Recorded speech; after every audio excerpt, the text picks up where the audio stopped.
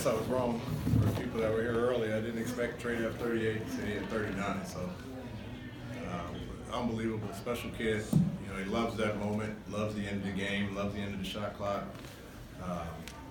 You know, it's nice to have a guy that appreciates and likes the moment and wants it. Don't know if we can win a lot of games shooting off the glass threes, but we'll take it tonight. Gritty effort by our guys. You know, I just told them the two numbers that were most important on the stat sheet were 35.4 and 16.1, and that was the field goal percentage defense. It's the thing we've been knocked on, and it's the thing we have to take the most pride in. Our offense will get better, but keeping two teams under 100, 100 or less is big for us to start the season. First off, Coach, congrats on the win. But on the concerning end of things, you have to be a little concerned about your team only getting to the line a combined 15 times. Yeah, I mean, it's tough. You got to look deeper than just the number. You know, we had 60 points in the paint, so they're obviously letting us get to the rim. And if we're getting to the rim, we don't care about the free throws. So it's a balancing act. You know, there's games where we're going to get a lot of threes because they're going to crowd the paint, and it's hard to get downhill and get fouled when we're shooting threes. But we'll take 60 points in the paint against Orlando in their length any night. You know, we do want that attack mentality, but we got to find ways to score other times as well. I remember after Detroit, you called it a mature win. What kind of composure did you see out of your guys when I think they were down by 5, like halfway through the fourth?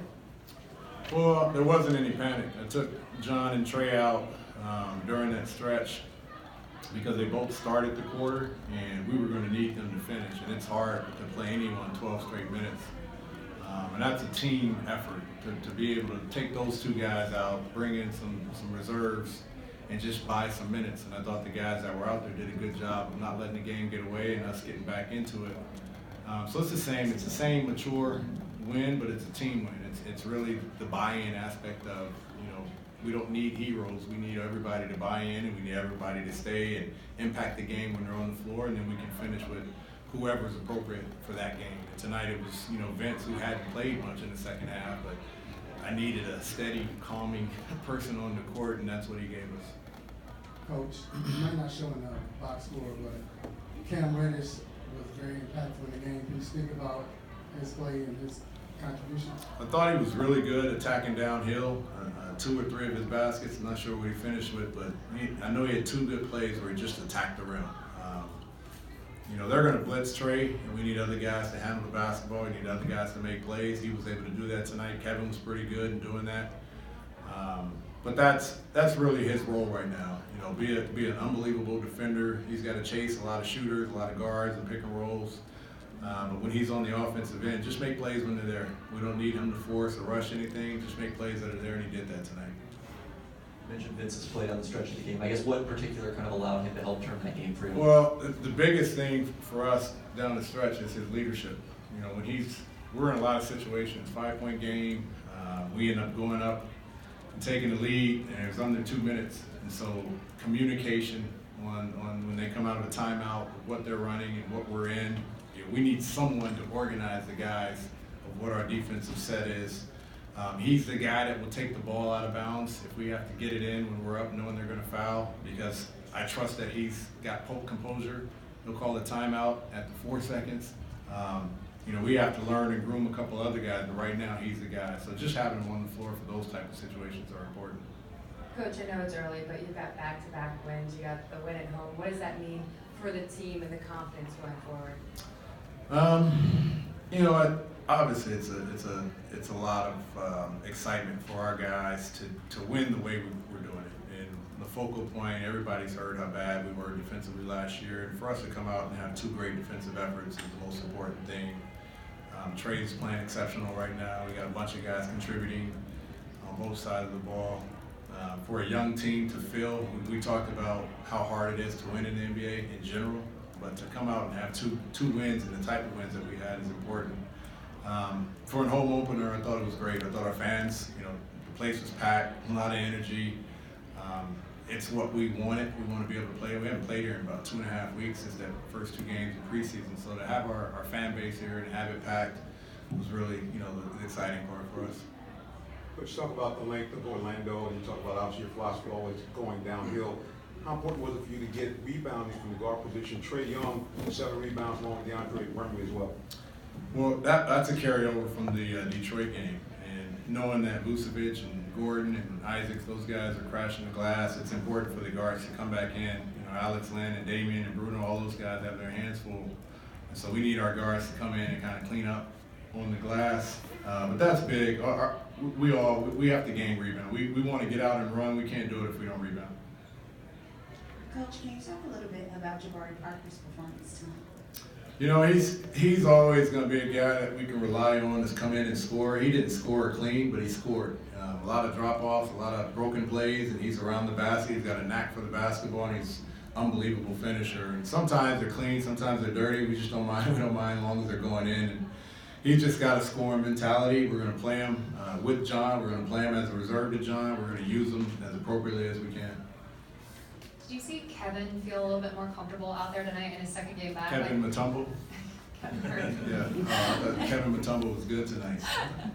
You know, big block, huge block for Kevin to get in there and really to play the game. You know, they're going to get an easy basket. I don't know if it was to tie it up or put them one possession down, but a huge block.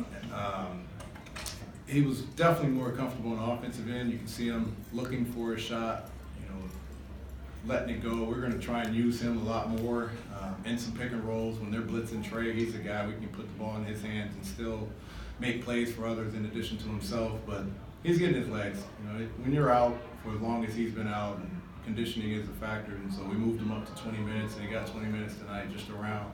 But his conditioning will increase with each game. Coach, did you see what happened with Bruno? And do you have an update on I didn't. I think they said he rolled his ankle, but I didn't see the play. Do you have an update on it? I don't. Yeah, I saw him. He had a little brace on, but I didn't. A little wrap on his foot, but I don't know if it's bad, swollen, or anything. Coach, so Cam and DeAndre are obviously rookies, but what about their talent in the game allowed you to play them in a clutch situation in tonight's game? Size, length.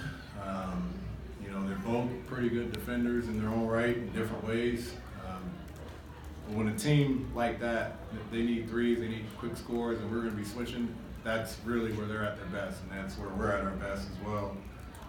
In the Detroit game, we're able to see both of those guys contest shots and alter shots. And when these guys need to score tonight at the end of the game, it's important to have length and versatility, especially on the perimeter. And when we have two in both of the rookies, so it's good to have them and be able to do that.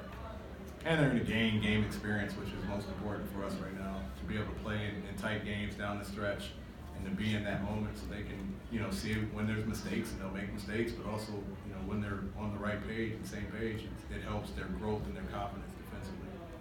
Back here, I know you said you weren't expecting to see 38 from Trae, game one, obviously 39 tonight, but when you do look at him, do you see any differences in his game from last year to this year, and so what the cards? Well, we all know last year at this time early in the season, he just wasn't from the three, just wasn't making those shots. And because he is now, the lane just opens up even more. They got to chase him over screens. Last year at this time, they were going under everything.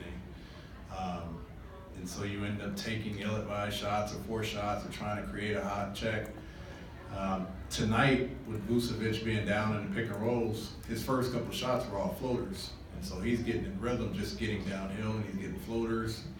Then eventually they got to, you know, step their bigs up the floor, chase them over screens, and he gets going, hitting one of those threes. Now he can pick his poison with getting downhill, shooting threes, the defense collapsing, he can make passes to the weak side. But I thought his first three shots were all in rhythm, they were all floaters, they were all in the paint. He was attacking downhill, and it just opens up everything for us. So nothing really different other than last year at this time, he just wasn't making a three. And so you don't have to defend him as high up the floor. I think you'll have 5 turnovers in the first half, finished with 18. I guess what was the difference from your perspective? Traps, blitz, you know, playing in a crowd. Some of the things that occurred in the preseason. We were up in the third. I think we went up about 11, and so they turned their pressure up. They started to blitz. They weren't back down as they were in the first half, and so with that pressure, with that length, that's where they're at their best defensively, and they got to us a little bit. So it's still, you know, we have a long way to go to correct, and you know, one of the things with Trae, because he's the guy that's being blitzed a lot, using the retreats and spacing and being able to get off the basketball quick. If we can open up the floor, we'll get a lot of different action for him. He scored a lot tonight on the second side when he was able to get off of it, get it back, and then attack. And it's harder to blitz on the second side with a lot of action. Congratulations on the win, Coach. Thank you. Leading up to the game, you mentioned Orlando's size as something that could be a little challenging for the team. How do you feel like the kind of adjustments that you had to make, how do you feel like you did in those? Well, the biggest adjustment is keeping Isaacs out of anything we do offensively. He's just been a tough defender for all of our guys. Jabari didn't score clean tonight. John didn't score at his pace, and that's Jonathan Isaacs. He's probably an all-league defender in my opinion. And when he's in action, he disrupts everything. And so the adjustment was trying to get him out of any part of action that anyone was involved in, not just John or Jabari, but just get him out of the way. And I thought we did that in the first half. I thought it was hard to do in the second half. And then for some reason he wasn't down. He wasn't in the game at the end. But good for us. Thanks, Coach. Yep.